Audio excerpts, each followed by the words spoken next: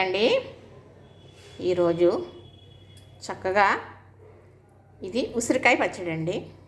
ఇందులో కొంచెం నెయ్యి కూడా వేసుకుందాం.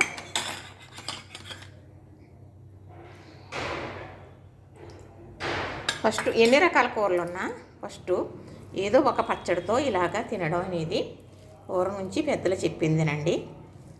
ఫస్ట్ గుండా మనం ఇలా నెయ్యి అనేది ఒక్క మెతుకు మీద అయినా నెయ్యి అనేది పడి ఇది నోట్లోకి వెళ్తే చాలా బాగుంటుందని చెప్పేవారండి.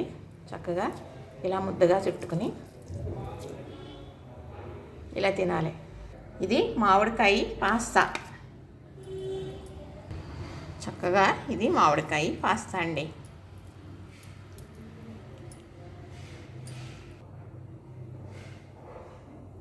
ఇది బంగాళదుంప కుర్మా.